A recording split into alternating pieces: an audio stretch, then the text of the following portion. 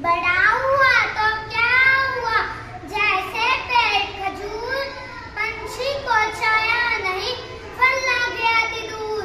कम शब्दों में गहरी बात कहने के लिए हिंदी से सुंदर व सरल माध्यम कोई नहीं हो सकता।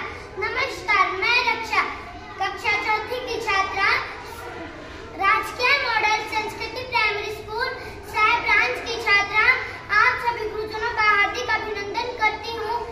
आज और मेरे भाषण का विषय है हिंदी का महत्व। हिंदी केवल भाषा नहीं, हमारे विचार व सोच का जीवन रूपांतरण है।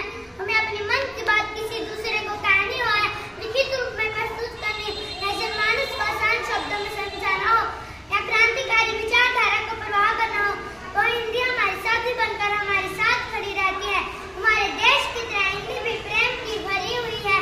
हमारा देश अलग अलग संस्कृतियों को अपने अंदर सहज समा लेता है। हमारे देश की तरह हिंदी भी अलग अलग भाषाओं के शब्दों को अपने अंदर सहज समा लेती है, जैसे वही उसकी जननी हो। संस्कृत से आया वो शब्द संस्कृति मित्र, अरबी से हिसाब किताब, फारसी से मैच बाजार और तुर्की से तो पांच कुर्सी और अंग्रेजी से डॉक्टर, लाइट, रेलवे स्टेशन आदि। हिंदी ने इन शब्दों को ऐसे अपना लिया जैसे यह हिंदी के ही शब्द हो। बहुत से लोग तो यह भी नहीं जानते कि यह अलग भाषाओं के शब्द हैं, और हमें हिंदी से यह भी सीखना चाहिए कि दूसरा संस्कृति अपनाने से या भाषा सीखने से हमारी संस्कृति कम नहीं होती बल्कि बढ़ती है। और हमें हिंदी यह भी सिखाती है कि दूसरों का सम्मान व आदर करना चाहिए, द्वेष व सुरक्षा की भावना से दूर रहना चाहिए। अपनी संस्कृति संजोए रखने के लिए भाषा को बचाना और उसे बड़ा करते रहना दोनों ही जरूरी है।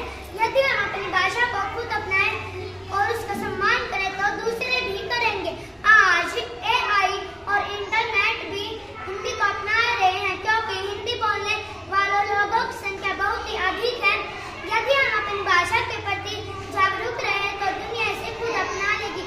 तो आइए हम सब मिलकर पढ़ेंगे कि हिंदी को गीत, संगीत, व्यवहार, व्यवसाय में जिंदा रखेंगे और उसे बोलने में कोई भी हीन भावना नहीं रखेंगे और उसे वही सम्मान देंगे जिसकी वह हकदार है।